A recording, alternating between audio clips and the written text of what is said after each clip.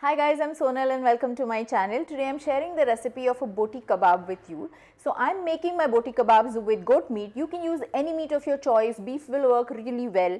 We are going to marinate this for about 8 hours in the refrigerator because the more you marinate it, the softer and tender the meat gets and it's easier to cook.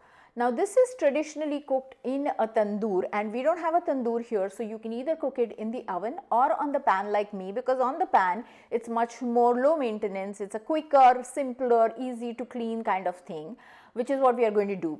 These kebabs can be served inside a roti or a naan, and then you make a kebab roll or a kathi kebab, which is what they call it, with this. Since we are on keto, we are not going to do that, but I already have shared 3 recipes to flatbreads on my channel which are keto, so check those out. I'm going to link them in the description as well as on the screen. You can use that to make a kathi kebab roll. So soak a little bit of the juices and the oils from the pan into the roti, put your kebabs, the onions, and roll it up and eat it. You're going to love this. So here I have 500 grams of boneless goat meat.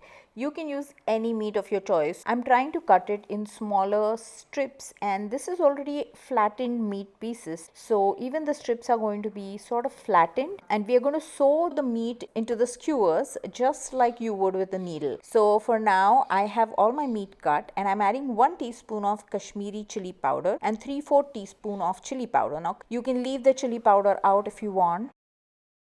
3/4 teaspoon of turmeric powder, and here I have all my spice jars, and you can use any of these or you can just omit some of these if you don't have it. So I also added 1/2 teaspoon of black pepper, 1 teaspoon of fennel powder, and I really like this flavor. It is slightly on the sweet side and different from what people have eaten. This is 1 teaspoon of cumin powder, and you can also add coriander powder, dry ginger, garam masala, any of these if you want, and try to use a different blend every time so that your food tastes different every time. This is some hung curd. I already have a recipe on shorts if you want to take a look. I also added about 1 teaspoon of salt, and I'm going to mix all of this together. The hung curd is really creamy because it's like a yogurt with no water, or a Greek yogurt but even more thick. It's going to make it slightly fatty and give it that creaminess and tanginess that we're looking for. This is 1 tablespoon of crushed ginger and garlic, and this is some olive oil, so I'm adding about 1.5 tablespoon or so. You can add as much as you want. When you're going to cook it, you're going to put some oil on the pan, so if you have some here, you'll put a little less on the pan, so it doesn't really matter. We're going to marinate this overnight,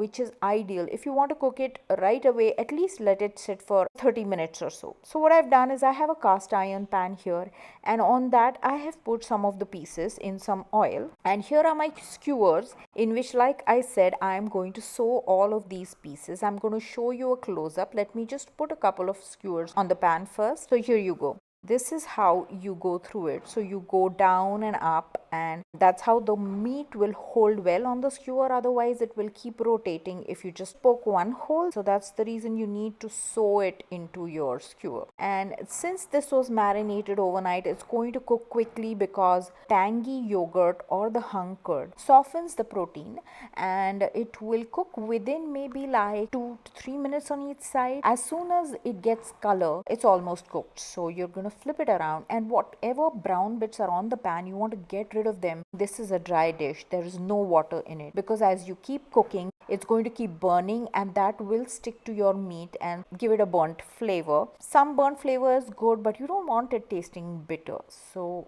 take it out. Every time that you're adding new meat, just take that out. Here is some sliced onions with salt, lemon juice, and coriander leaves, which is traditionally served with this, and it is tangy and delicious as the kebabs give it that warm, umami, meaty flavor. The onion will cool and clean the palate, which is what is the purpose of that.